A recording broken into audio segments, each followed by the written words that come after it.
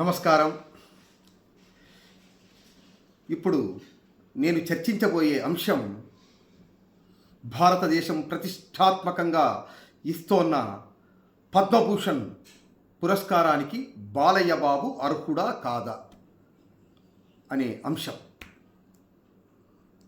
మిత్రులారా, కేంద్ర ప్రభుత్వం కళలు అనే విభాగంలో దేశ అత్యున్నత పురస్కారాల్లో మూడవదైన పద్మభూషణ్ ఈ అవార్డును నటసింహం నందమూరి బాలకృష్ణకు ప్రకటించగానే అరే, మన తెలుగువాడికి ఈ అవార్డు దక్కిందా అని గర్వించి ఆనందించి సంబరాలు జరుపుకోవలసిన ఈ తరుణంలో తెలుగు వాళ్ళల్లోనే కొంతమంది బహుశా వీళ్ళు నందమూరి కుటుంబం అంటే పడని వాళ్ళై ఉంటారు. వీళ్ళు బాలయ్య బాబుకు పద్మభూషణ్ అవార్డా, అసలు బాలయ్య బాబు అవార్డుకు అర్హుడా, అందుకునే అర్హత ఆయనకుందా అంటూ సన్నాయి నొక్కులు నొక్కడం మొదలెట్టారు. కేంద్ర ప్రభుత్వంలో బీజేపీతో పాటుగా తెలుగుదేశం పార్టీ ఉమ్మడి భాగస్వామిగా ఉన్నందుకే ఆ పార్టీకి చెందిన తెలుగుదేశం పార్టీకి చెందిన బాలయ్య బాబుకు ఈ అవార్డు దక్కిందని గిట్టని వారు విమర్శలు గుప్పిస్తూనే ఉన్నారు. ఇలా విమర్శలు గుప్పించే ఓ విమర్శకాగ్రేసరులారా, నేను సంధించే ఈ సూటి ప్రశ్నలకు మీరు సమాధానం ఇవ్వగలరా? Question number 1. బాలయ్యతో పాటుగా ఇప్పుడు ఎవరెవరికి ఈ పద్మభూషణ్ అవార్డులు ఇచ్చారో ఒకసారి మనం పరిశీలించినప్పుడు, తమిళం నుంచి హీరో అజిత్కు, కర్ణాటక నుంచి నటుడు అనంత్ నాగ్కు, కేరళ నుంచి నటి శోభనకు ఈ పద్మభూషణ్ పురస్కారం ఇచ్చారు.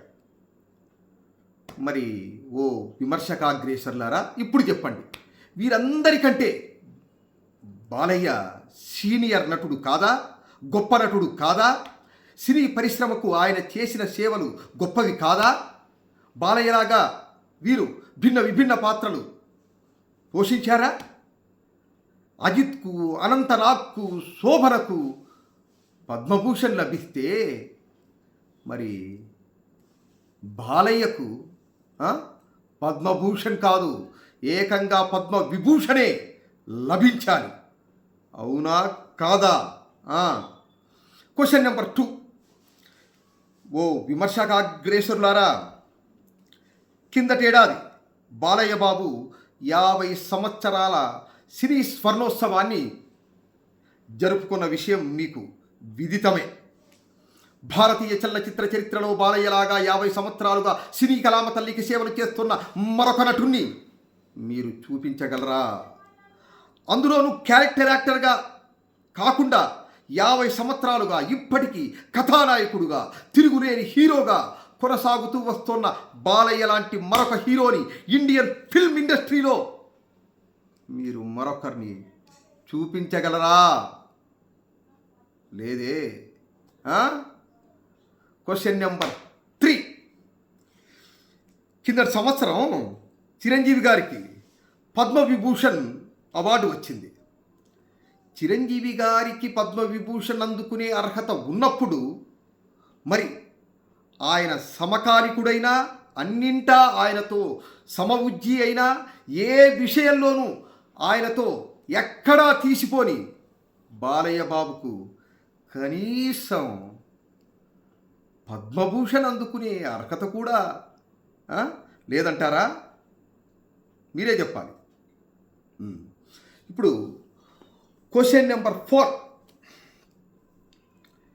50 ఏళ్ళుగా సినీ కళామ తల్లికి సేవ ప్లస్ 19 ఏళ్ళుగా బసవతారకం క్యాన్సర్ ఆసుపత్రి అధినేతగా వైద్య సేవ ప్లస్ 3 పర్యాయాలు శాసనసభ్యుడిగా హ్యాట్రిక్ విజయాలతో హిందూపురం నియోజకవర్గ సేవ ప్లస్ 4 ఏళ్ళుగా బుల్లితెర అన్స్టాపబుల్ మన భారతదేశంలోనే చెప్పాలంటే ప్రపంచంలోనే అత్యంత ప్రఖ్యాతిగాంచిన ఈ అన్స్టాపబుల్ ప్రోగ్రాం వ్యాఖ్యాతగా అనన్య సామాన్య కీర్తి ఇలా కళారంగ, సేవారంగ, రాజకీయ రంగ, బుల్లితెర రంగాల్లో బహుముఖీన ప్రజ్ఞ ప్రదర్శిస్తున్న బాలయ్య బాబుకు సరిగ్గా అంటే ఆ బాలయ్య బాబును సరిగ్గా సరితూచగలిగే పురస్కారం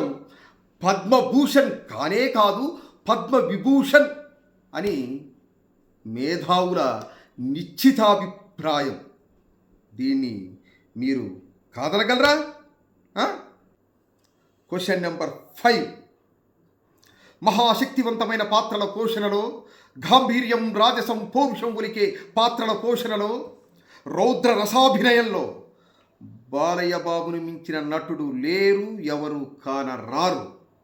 ఆయన చెప్పే డైలాగులు డైనమేట్లే, ఆయన పలికే మాటలు తూటాలే. ప్రస్తుత భారతీయ చలనచిత్ర చరిత్రలో బాలయ్య బాబులాగా పౌరాణిక, చారిత్రాత్మక, జానపద, సాంఘిక, సోషియో ఫాంటసీ ఇలా అన్ని రకాల జోనర్లలో నటించిన ఒక్క నటుణ్ణి మీరు చూపించగలరా? మీకు పౌరాణికాలు కావాలా? అయితే శ్రీరామరాజ్యం, శ్రీకృష్ణార్జున విజయం, పాండురంగడు, శ్రీ తిరుపతి వెంకటేశ్వర కళ్యాణం, బ్రహ్మర్షి విశ్వామిత్ర, దానవీర సూరకర్ణ, శ్రీ మధ్విరాట్ పర్వం ఇలా మొదలైనవి ఉన్నాయి.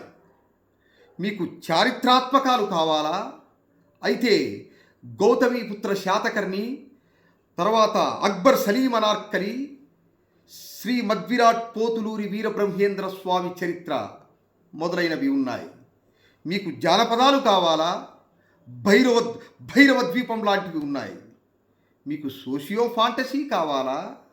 అయితే ఆదిత్య 369 లాంటివి ఉన్నాయి. ఈ ఆదిత్య 369లో అభినవ శ్రీకృష్ణ దేవరాయలే అన్నట్టుగా ఉన్న ఆయన నటనా కౌశలం గురించి ఎంత చెప్పుకున్నా తక్కువే మిత్రులారా. ఇక సాంఘికాలు సరే సరి, ఆయన నటనా వైభోగం చాటే సీతారామ కళ్యాణం, నారీ నారీ నడుమ మురారి, రాము, మంగమ్మ గారి మనవడు, ముద్దుల కృష్ణయ్య, మువ్వ గోపాలుడు, ముద్దుల మావయ్య, lorry driver, rowdy inspector, Bobbili సింహం, ఇక సింహ, లెజెండ్, అఖండ, భగవంత్ కేసరి ఇలాంటివి ఎన్నెన్నెన్నో. ఇతర హీరోలు పోషించడానికి ఏమాత్రం ముందుకు రాని అఖండలోని అఘోర, భైరవ ద్వీపంలోని కురూపి పాత్రలు బాలయ్య బాబు యొక్క అనన్య సామాన్య నటనా వైదుష్యానికి మచ్చుతునకలు కాదు మెచ్చుతునకలు. ఒకే మూసలో వెళ్తున్న తెలుగు కమర్షియల్ సినిమాకు సమరసింహారెడ్డి, నరసింహనాయుడు సినిమాలతో రాయలసీమ ఫ్యాక్షనిజం హంగును అద్ది తెలుగు సినిమా దారి తెన్నులనే సమూలంగా మార్చింది ఆయనే. ఎన్టీఆర్ కథానాయకుడు, ఎన్టీఆర్ మహానాయకుడు చిత్రాలతో తండ్రి ఎన్టీఆర్ జీవిత కథకు చిత్రరూపం ఇచ్చి తండ్రి రుణం తీర్చుకున్న తనయుడు ఆయన.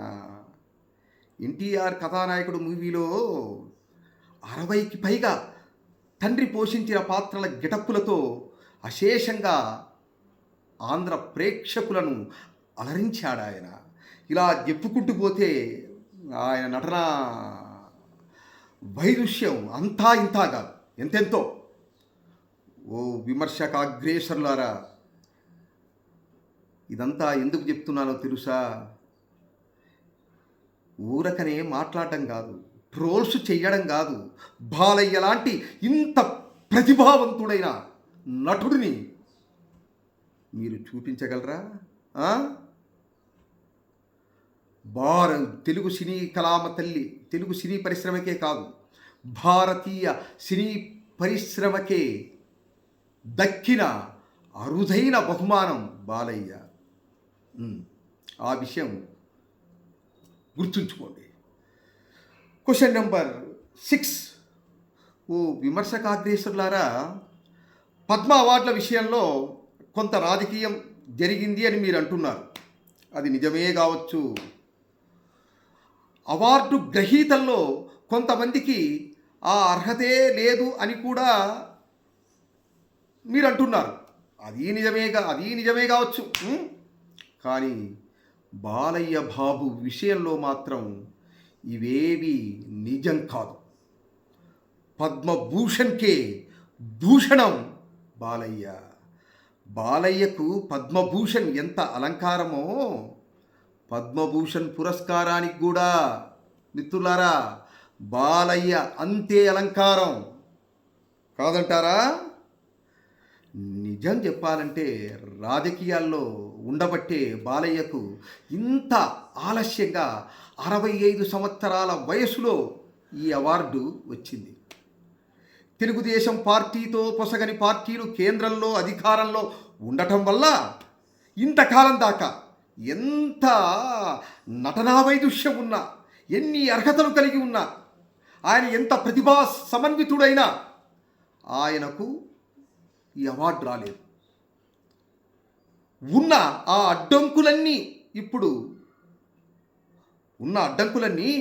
ప్రస్తుతం తొలగిపోబట్టే ఈ అవార్డు రావడానికి మార్గం ఇప్పుడు సుగమం అయ్యింది. అంతేగాని బీజేపీతో తెలుగుదేశం పార్టీకి పొత్తు ఉండటం వల్లనో మరే ఇతరత్రా కారణాల వల్లనో బాలయ్య బాబుకి ఈ అవార్డు రాలేదని విమర్శకాగ్రేసరులారా మీరు విజ్ఞతతో గ్రహించాలి. ఏమాత్రం బుర్ర ఉన్నా